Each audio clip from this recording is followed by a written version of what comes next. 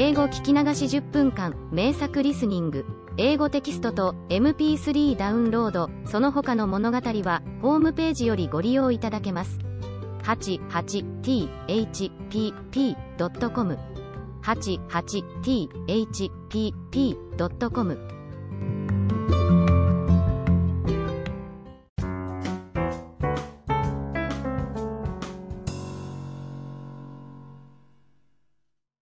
The Little Match Girl. Most terribly cold it was, it snowed, and was nearly quite dark, and evening, the last evening of the year. In this cold and darkness there went along the street a poor little girl, bareheaded and with naked feet. When she left home she had slippers on, it is true, but what was the good of that? They were very large slippers, which her mother had hitherto worn, so large were they, and the poor little thing lost them as she scuffled away across the street, because of two carriages that rolled by dreadfully fast. One slipper was nowhere to be found, the other had been laid hold of by an urchin, and off he ran with it. He thought it would do capitally for a cradle when he some day or other should have children himself. So the little maiden walked on with her tiny naked feet, that were quite red and blue from cold. She carried a quantity of matches in an old apron, and she held a bundle of them in her hand. Nobody had bought anything of her the whole livelong day, no one had given her a single farthing. She crept along trembling with cold and hunger, a very picture of sorrow, the poor little thing. The flakes of snow covered her long fair hair, which fell in beautiful curls around her neck, but of that, of course, she never once now thought. From all the windows the candles were gleaming, and it smelt so deliciously of roast goose, for you know it was New Year's Eve. Yes, of that she thought. In a corner formed by two houses, of which one advanced more than the other, she seated herself down and cowered together.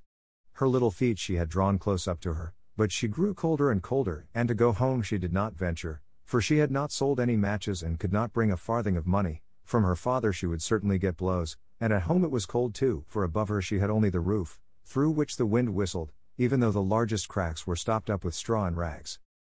Her little hands were almost numbed with cold. Oh! A match might afford her a world of comfort, if she only dared take a single one out of the bundle, draw it against the wall, and warm her fingers by it. She drew one out. Risked. How it blazed, how it burnt! It was a warm, bright flame, like a candle. As she held her hands over it, it was a wonderful light. It seemed really to the little maiden as though she were sitting before a large iron stove, with burnished brass feet and a brass ornament at top. The fire burned with such blessed influence, it warmed so delightfully. The little girl had already stretched out her feet to warm them too, but, the small flame went out, the stove vanished, she had only the remains of the burnt-out match in her hand.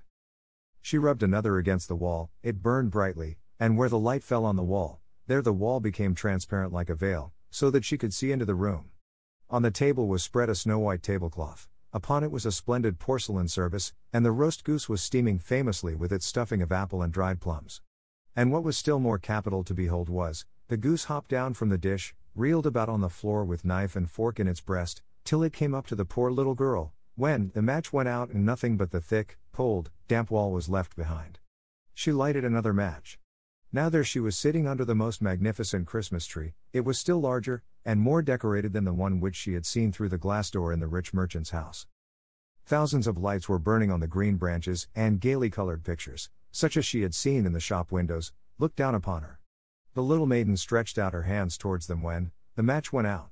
The lights of the Christmas tree rose higher and higher, she saw them now as stars in heaven. One fell down and formed a long trail of fire. "Someone is just dead," said the little girl, for her old grandmother, the only person who had loved her, and who was now no more, had told her that when a star falls, a soul ascends to God. She drew another match against the wall, it was again light, and in the luster there stood the old grandmother, so bright and radiant, so mild, and with such an expression of love. "Grandmother!" cried the little one. "Oh, take me with you. You go away when the match burns out, you vanish like the warm stove, like the delicious roast goose, and like the magnificent Christmas tree." And she rubbed the whole bundle of matches quickly against the wall, for she wanted to be quite sure of keeping her grandmother near her. And the matches gave such a brilliant light that it was brighter than at noonday. Never formerly had the grandmother been so beautiful and so tall. She took the little maiden on her arm, and both flew in brightness and in joy so high, so very high, and then above was neither cold, nor hunger, nor anxiety, they were with God.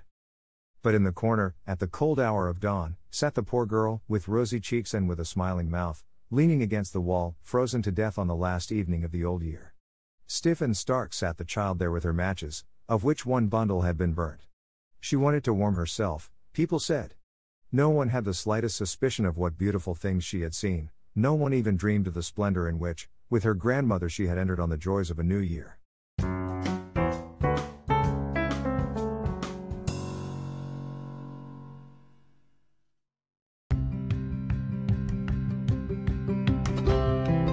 英語聞き流し10分間、名作リスニング、英語テキストと MP3 ダウンロード、その他の物語は、ホームページよりご利用いただけます。